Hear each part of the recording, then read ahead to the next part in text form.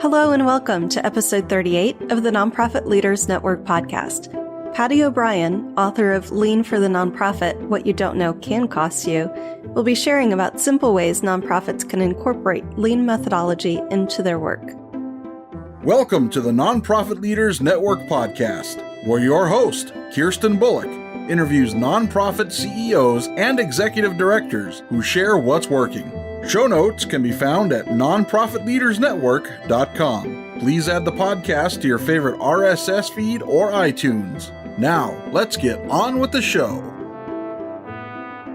Hi, Paddy. Thanks so much for joining us today.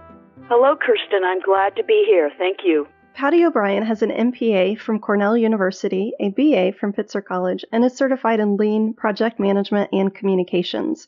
She was instrumental in pioneering Lean in many state government services, ranging from child adoptions to motor pools. I'll have to ask you more about that. O'Brien has presented at national conferences, been the recipient of multiple awards, and has developed and delivered several courses on Lean, performance measures, and quality tools. She recently published a Lean coaching manual titled Navigating a Rapid Process Improvement Workshop. Before we jump into these questions, I know that a lot of our listeners are probably thinking, what in the world is this Lean stuff? I thought that was a business term. What might that look like in the nonprofit sector?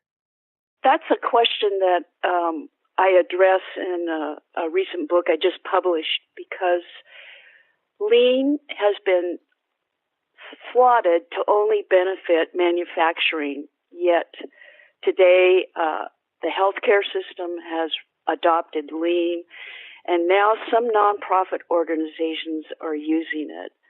So, for example, there was a zoo that wanted to build an exhibit, but their budget got cut.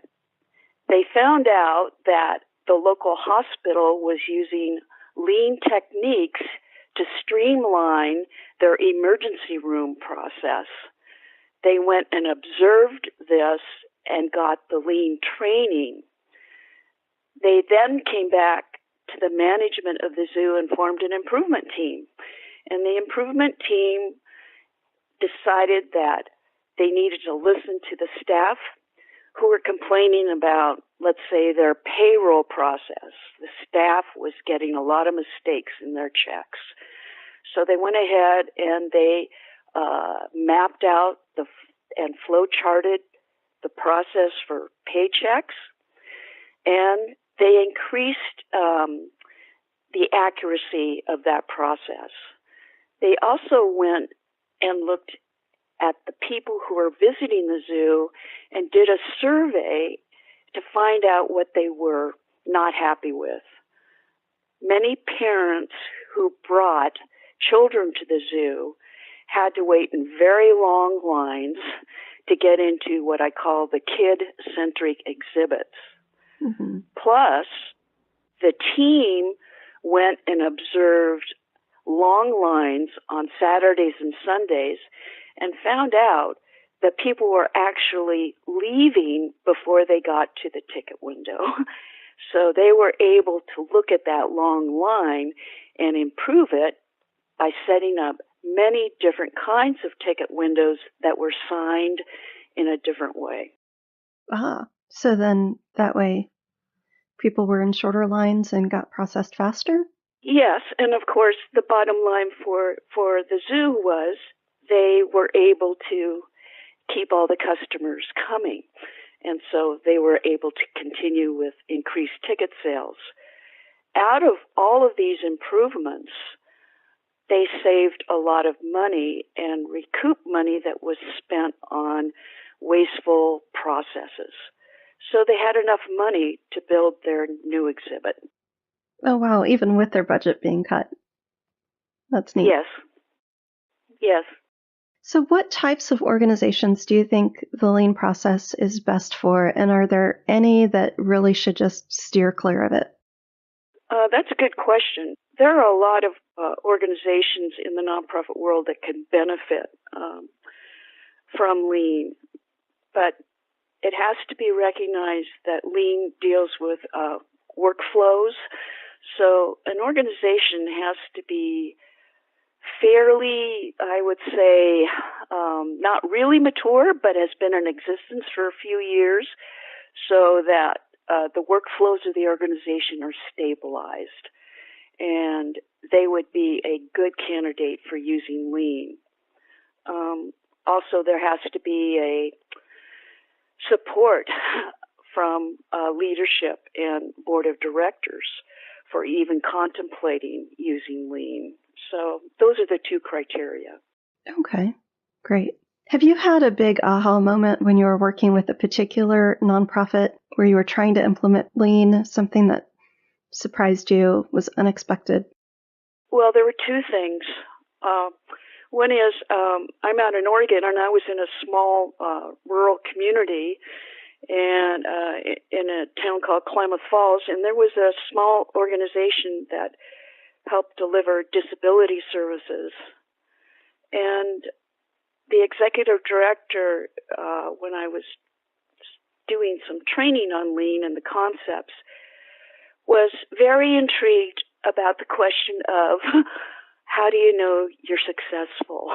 Mm-hmm. And yeah, so this got into a whole discussion, Kirsten, about data and the meaning of it. And so, I decided to develop this really simple chart about how data can be collected simply and simple tools and how it helps to make decisions. So that was a big aha moment for me. I think the other aha moment is people in nonprofits say to me, but Lean is based on you have to have a customer. We don't have customers. And I said, well, this is how you have to translate it. If you have a client or someone who comes into your office and seeks your services, they're your customer. And that's an aha moment that people are starting to understand. And so we have to replace some of these words that are used in lean manufacturing with our own words, because the concept holds true that whatever we do, we are giving what we finish off to someone. And that someone is the person who uses our service or our product. Right. And then also our investors, the people from the community who are funding the work, they certainly want to know that things are working well and efficiently. Yes. In fact, your investors are the donors, are a customer as well. And so donors are very interested in reading any sort of reports that nonprofits put out about their results.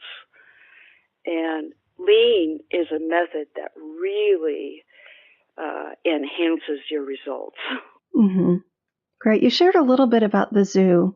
Do you have another example of an organization that just really got it as it relates to Lean? Yes, I do. It actually is, and forgive me, it is part of a state program that has a lot of community offices, and it was our Oregon Health Plan project here. And the project suffered from so many applications from people, citizens who wanted to get on the Oregon Health Plan, that the office that was processing them was so backed up that so many people didn't get their health cards on time and were forced to go to the emergency room, which was one of the reasons to put the health plan in place in the first place. So an improvement team analyzed the entire application process from the time a citizen submitted it to the time it went through all the steps within the processing office to determine eligibility for that person and then to send off the card. So that went through a series of steps, calculations, looking at how long it takes, how many people there were available to process it. And it looked at all the unnecessary steps that were in all the processes, and the improvement team took out those steps. And what they did with that was they recouped a lot of money that was spent on waste, and they reduced the time it took to process the application. So they went from 45 days to process one application down to 12 days. That's awesome. What were some of those unnecessary steps, if you don't mind sharing? Oh, yes. Well, they're pretty typical. And one of the things that we did in that project was that we tracked, let's say, 12 applications that came into this center, and we tracked how long it took as it went from desk to desk. And that's the first thing that gave us an indication that 91% of the time that application sat idle. It just waited.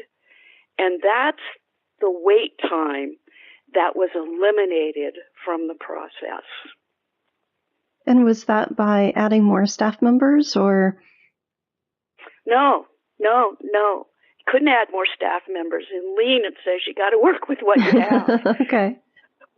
So what it did is that it eliminated the steps necessary that were being done the old way. And it went in and said, you don't have to do all of that, because what you're doing is that you're duplicating. You are doing things that other people have already done. And by the way, these applications are sitting in an inbox because Sally is out sick and you haven't done cross-training for someone so that they can come in and keep the work going. So it was real simple stuff like that. Okay, nice. That sounds like a really great success. Yes. So on the converse of that, have there been any organizations that you've worked with that have just not gotten it, that you haven't been able to help? Oh, yeah. Yeah, without any disrespect, I did go in and I learned a lot from trying to help a local Boys and Girls Club. And the executive director was very gung-ho about me coming in because he experienced a lot of the budget cuts from the recession of 2008. What I didn't realize was that the organization, the staff, were not prepared.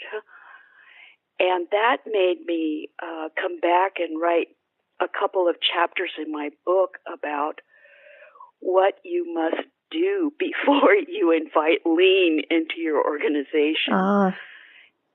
Yeah, and basically it's, you have to think about your work in a different way, that it has a structure to it. It has stuff coming in, it has sequential steps, and it has a product or service that comes out at the end. So many nonprofits operate in a crisis mode because they haven't been given the opportunity or exposed to concepts like Lean that gives them a chance to put the pause button on and structure their work in a way that they can easily manage. So if an organization doesn't recognize processes or systems thinking right up front, that's when they're not ready. So I realized shortly that I had to pull out. I could do things, but I was not going to help them do things when they didn't have a better structure in place that could absorb the changes that would come from the Lean process. That makes a lot of sense. So do you have any suggestions for an organization that's not quite they're still in that crisis mode and they need to make the transition into more systems thinking? Any tips? Oh, that's a great question, Kirsten. Yes, I think it's a couple of things is think about your org chart. Do you look at your organization through an organization chart? Or have you been able to make the translation into interconnected workflows? Mm-hmm. So that's one thing. And once you do that and get a little bit more experience, you start doing what I call a listing of your process flows, and that really, really helps. And most organizations are, you're right, they're not in a crisis mode, but they haven't quite made that little step, and I help them do that. But that's the big thing to do. And sometimes it's hard for people to think of all their work as a series of interconnected workflows. So if anybody has been exposed to what I call the SIPOC diagram, I would suggest they would start thinking about what's the main thing that they do in their organization, and to do a supply input process output customer diagram, and that helps them organize, and they'd be ready to do a lean project. Okay. Is that kind of similar to logic models as far as? A little bit. Logic models, if you're talking about, I'm talking about sort of so that chain, that has something to do with it. But I'm actually talking about, you have to look at, and it's really hard if you've never done this, but you have to map a process. Mm-hmm. You have to give it a picture. So I've worked with teams, and I have said to, a data input person, I said, tell me what you do. He says, well, I sit at a computer all day, and I get this form, and I put it into the computer, and that's what I do. And then I say, so then what happens with that? I don't know. So then we slowly go through. So what he tells me what happens, it goes on to somebody else, and they do this, and then somebody else does that. That's what I'm talking about sort of laying out a picture of a process of saying, I do this so that I could do this. So now I do this, and then I do this. And it's really, if people aren't used to it, it's a little tedious at first, but it really helps. And then you put it down on paper. You give it a name, you give it a shape, and you work from there. And in some senses, it sounds like it's almost like taking 3 steps back in order to take 6 steps forward. As far as taking the time to document so that they can have that in place for the future. Absolutely. And it's hard. I would teach a class on that, and I'd warn the class, I said, okay, this is tedious, but once you know how to do it, and it doesn't have to be pretty, you can sit in a room and put that picture up on the wall, and all of you can talk about it, but you're talking about the same thing. Nice. It sounds like a fun process, too, just getting in to the nitty-gritty. Yes. What do you see as the single most important attribute for somebody who's looking at managing this kind of process in their own organization? I would say believe in the process. And it's going to be, anytime you introduce something new to an organization, there's resistance, right? So if I were an executive director and I wanted to introduce lean to my organization, I would communicate to the staff, and I would pick an easy problem that is shared by a lot of people to tackle in an improvement workshop. So, for instance, with the zoo example, the payroll problem was absolutely a way to spread the enthusiasm that lean works, because everybody got a paycheck, and most people were complaining that their payroll stubs were always incorrect. And so to address that and go back and ask, why is that happening, and forming a team to solve that problem, really sold the concept of lean. Great. I could definitely see that as being probably the easiest way to do that. Yes. Great. And in closing, do you have any words to provide some inspiration or encouragement to people who are thinking about beginning this process? Well, take a look at it. people think it's a flavor of the month, and I've done some study about lean and its components, and there is a lot of robust management innovative ideas in it, and it just didn't start with manufacturing. It has ideas in there all the way back to Eli Whitney when he developed the cotton gin, because he said, you know what, I got to do something. This is too labor intensive. I got to bring some machinery in, and that sort of led the way. And so take a look at a new idea because it's something you probably never thought of before, and it could really enhance success at your organization. Right, and it sounds like your book would be a great introduction too. Could you share a little bit about how people can find it?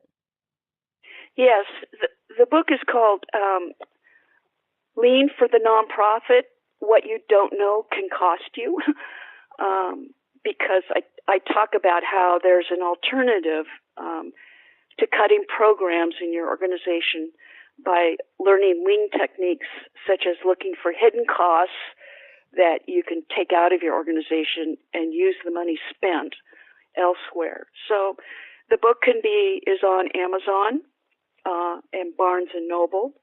And if you go to Amazon, they'll say it's temporarily out of print. They seem to do this with publish on demand contracts, but go ahead and order it anyway. It's available. $12.95. Okay. Yeah. Fabulous. But it is an introduction, so an easy read. Great. Well, thank you so much, Patty, for joining me today. Thank you, Kirsten. You do good work. Thank you. You're welcome. Thank you. And thanks to all our listeners for everything you do to make the world a better place. Thanks for listening to the Nonprofit Leaders Network podcast with Kirsten Bullock. If you like what you just heard, we hope you'll check out our prior episodes and that you'll pass along our web address, nonprofitleadersnetwork.com, to your friends and colleagues in the nonprofit sector.